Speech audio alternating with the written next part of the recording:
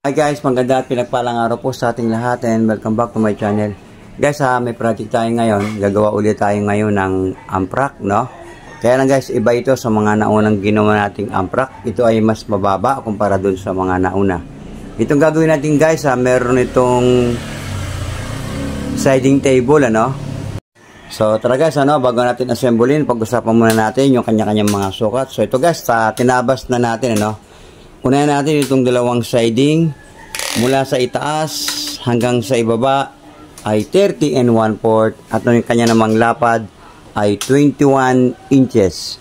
Ito namang front at backboard, so parehas din 30 and 1/4 by 20 and 3/4 yung kanyang lapad. Okay, ito namang kanyang layer sa ibaba at sa itaas, so dalawa ito. Ito guys ay 19 and 1/4 by 21 inches. At ito naman pang ibabaw, ito guys 20 and 3/4 by 23 inches. So tara guys, assemble na natin.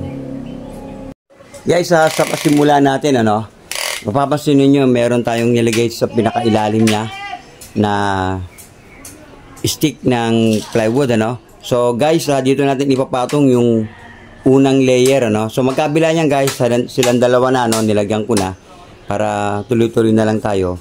So nasa inyo yun guys, kung gusto niyo nasa loob pa yung unang layer o pwede namang dito na rin din sa dulo, Pero sa akin ay nagawa ko nito para meron patungan yung una nating layer.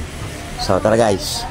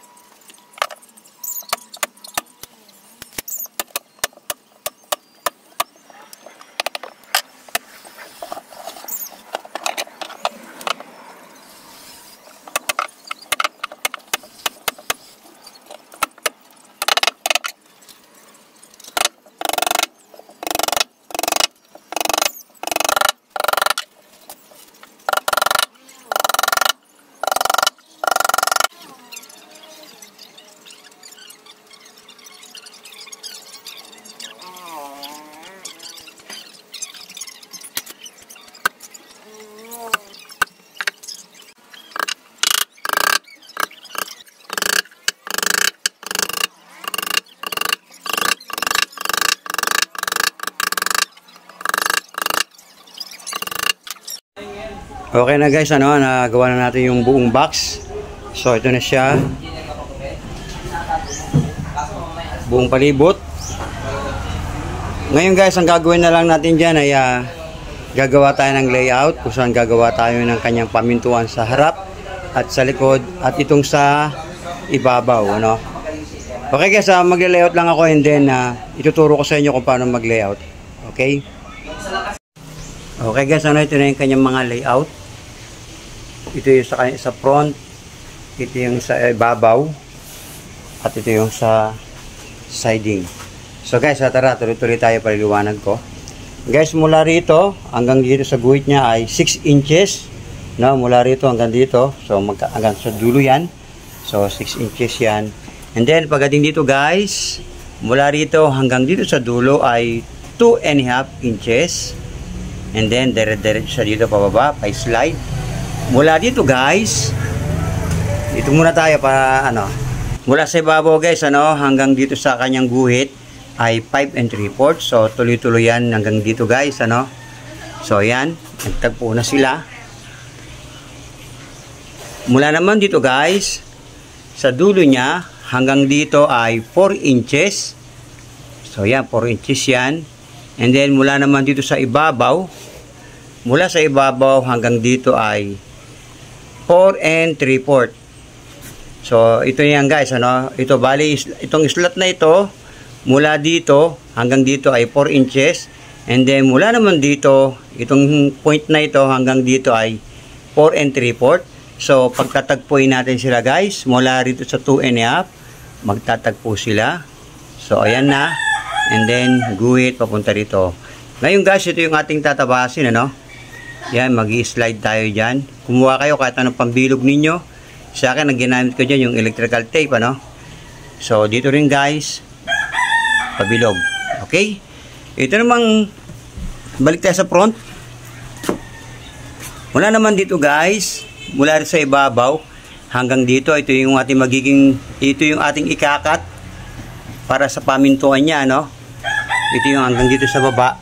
Ayan, Yan yung ating ikakat para maging pamintuan niya. So ganoon din guys yung sa likod. Kung ano yung sukat ng sa harap ay ganoon din yung sa likod. Okay, mula dito guys hanggang dito ay 7.5. So bali may kapal yung ating iiwanan. Ito papatak siya ng 1 3/4 yung kapal na matitira dito. Okay, ito naman guys, ito yung magiging pang-ibabaw niya, ito yung magiging pang-ibabaw. Okay, ulitin ko guys, ito ay 5 mula dito hanggang dito sa kanyang guhit ay 5 3/4. Dito kasi guys, nagkamali ako ng guhit dito, kaya dito tayo kukuha 5 3/4. And then mula sa ibabaw uli hanggang dito ay 7.5. So ganoon din sa kabila guys, tuwid yan. And then guys, pagdating sa kakat natin, ito yung pamintuan sa harap at ito yung pamintuan sa likod. Mula naman dito guys, ito mula dito sa 7.5.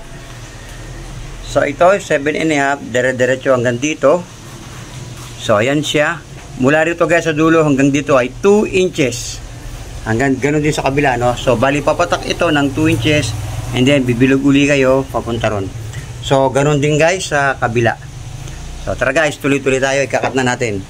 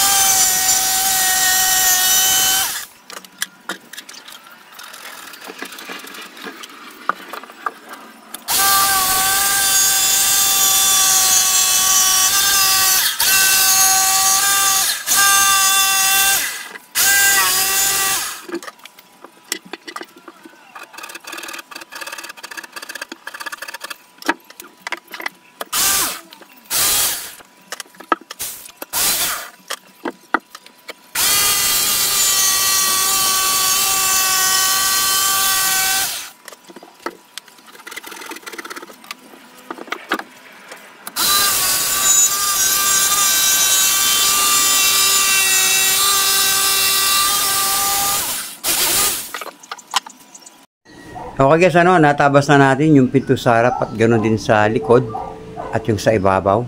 Ito siya, oh.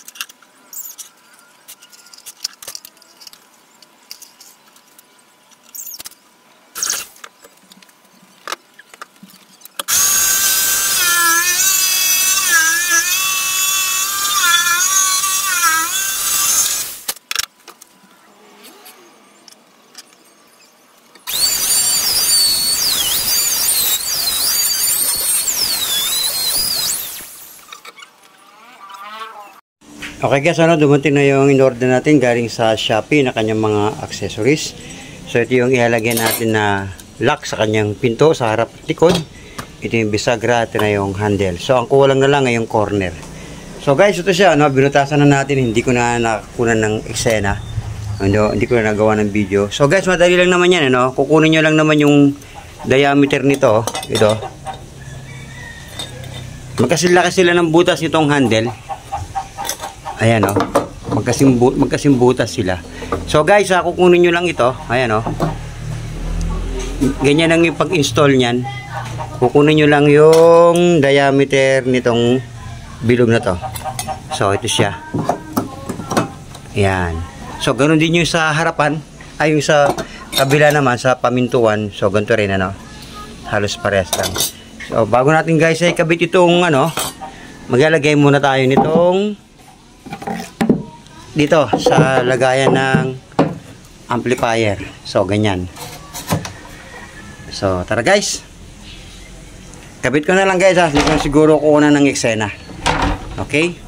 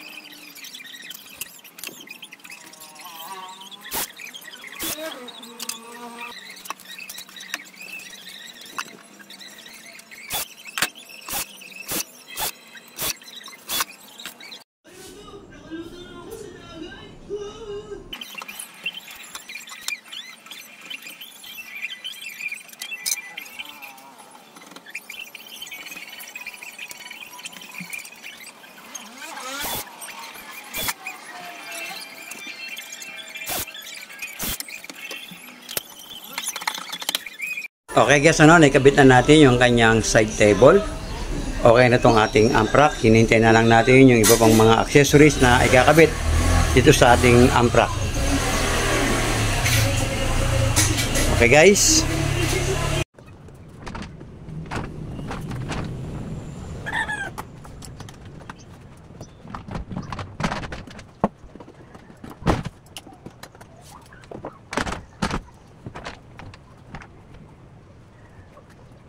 Okay guys, ito na sila, nailagay na natin yung kanyang side table.